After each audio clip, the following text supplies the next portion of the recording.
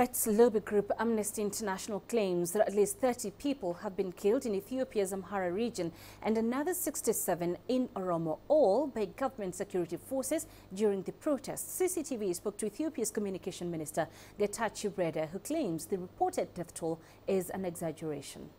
Well, it's more than 7. Believe me, 7 is the number of casualties, the number of fatalities in Bahar Dar.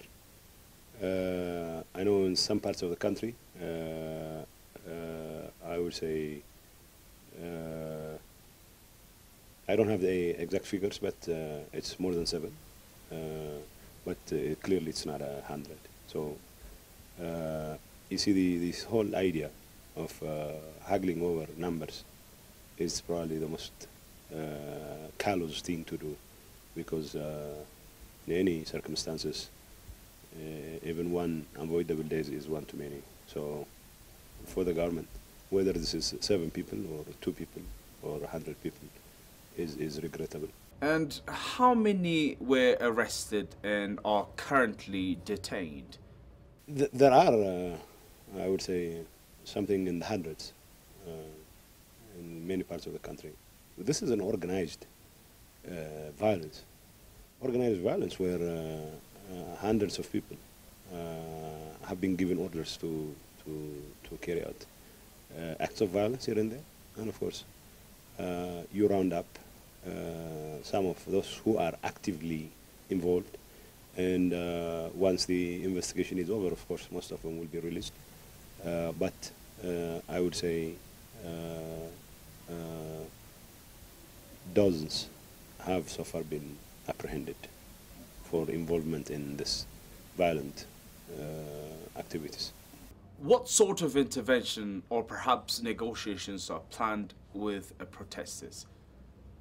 Well, the next intervention plan is to continue to engage the people, because whoever has legitimate concerns, this legitimate concern should be addressed. And it is not through street action that legitimate concerns are addressed.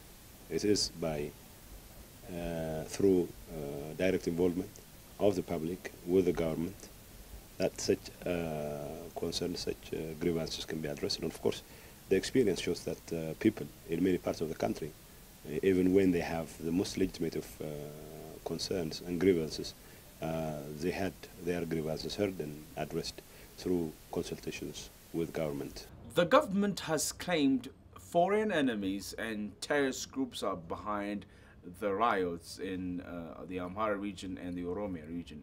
Who specifically, for instance, and what evidence is there for that? Well, these are not people who mince their words about their involvement. They have been making an open call. As far as extremist elements within, for example, terrorist elements, we have all kinds of evidences. People have been apprehended with their documents and with their communication equipment, with guns and weapons and a cache of weapons, if you will. And of course, we have a litany of evidence showing that this is in fact being organized by not only the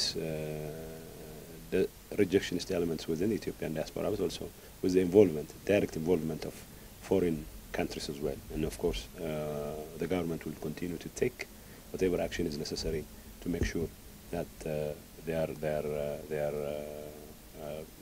crimes are duly exposed and held to account.